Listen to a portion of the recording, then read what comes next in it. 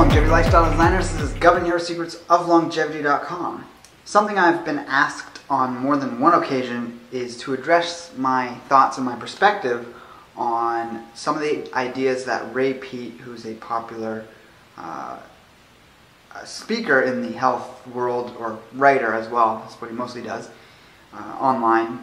And he is someone unique in that, as far as I can tell, he's come to more prominence over the last 1, 2, 3 years, more so than perhaps he was in the past. He is very well researched in terms of his own life's work, with a background as a professor and PhD in endocrinology. So he has a lot of really high-level views and scientific understanding of things, which I greatly admire and think is fantastic that he brings that to the table.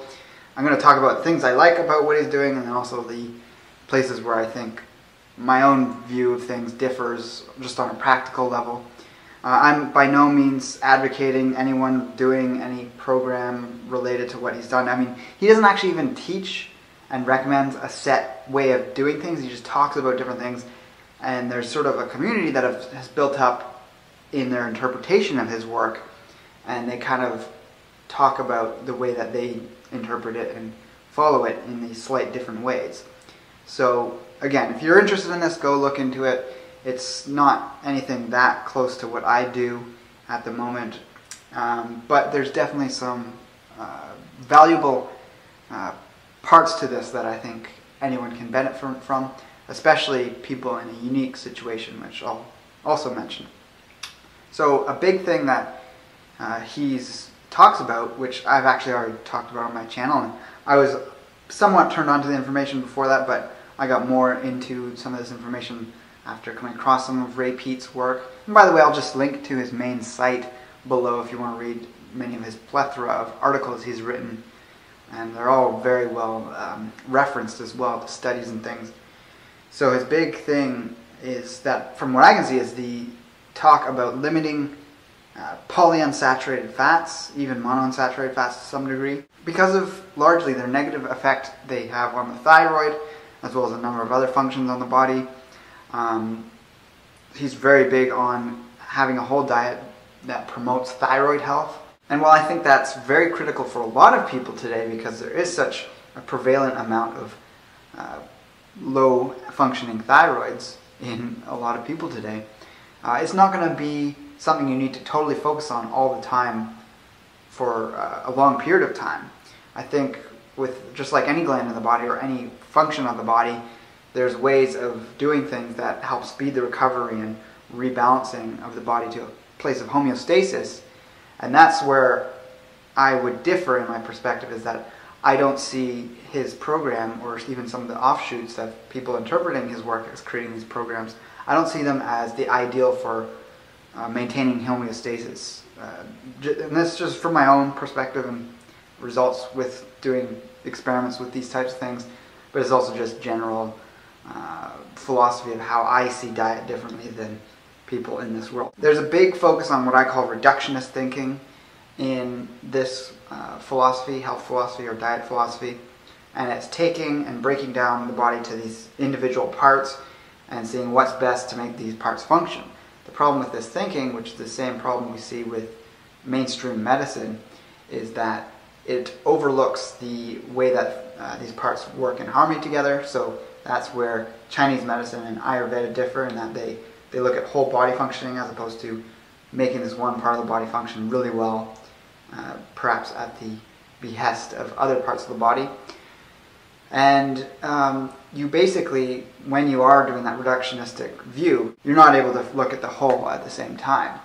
So there's this big focus on lowering stress hormones and raising healthy endocrine hormones, and that I agree with, but there's multiple ways of doing that, and the same way to do it for one person might be slightly different for another person. So there's also this idea of putting everyone into one box and saying this whole program works for everyone equally, and it's kind of this consumption of equal amounts of carbohydrates, fats, and protein for the Dietary type philosophy.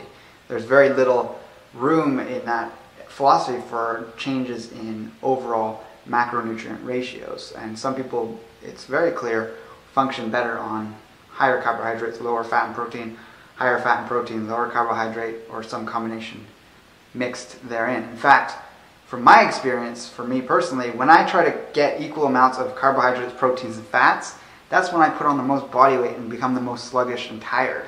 So it really does not work for me to have those types of ratios functioning for any length of time. It can be very good if you've perhaps run into very low metabolic issues, like you've been, say, a raw vegan for a long period of time. You need to put some weight on, you need to get your whole metabolism revved up, is to, you know, eat all these sugary, fat, and protein-laden foods, and you can get yourself back up to a good place where then you can then tweak your diet again to something that's more suitable for your body composition for the long term. I'm not going to get into too many details of all the things they recommend eating in their paradigms, but I kind of covered it there with the ratios. They're very focused on consuming most, if not all, the carbohydrates in the form of simple sugars as opposed to, you know, more starchy sugars. They're very much against, you know, potatoes, fermented grains, or even, of course, non-fermented grains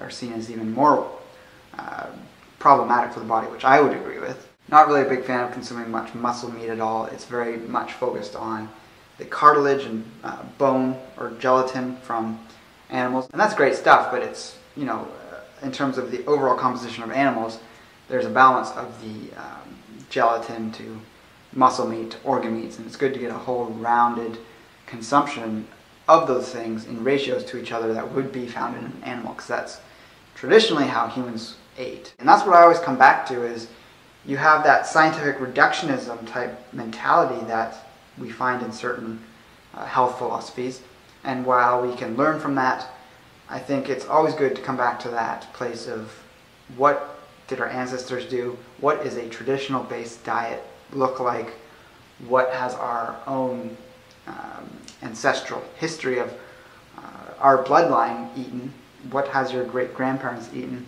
and going back and looking at that and letting that influence us. And as you probably know, that's the type of ways that I've talked about focusing the way people eat nowadays as opposed to where I was 3-4 years ago. So yes, there's benefits from eating this way to doing a good thyroid promoting diet. I would highly recommend Ray Peat's approach if you have very hypothyroid type issues, but it's not an absolute dietary philosophy in my opinion, and that is the rough outline of my reasons for that.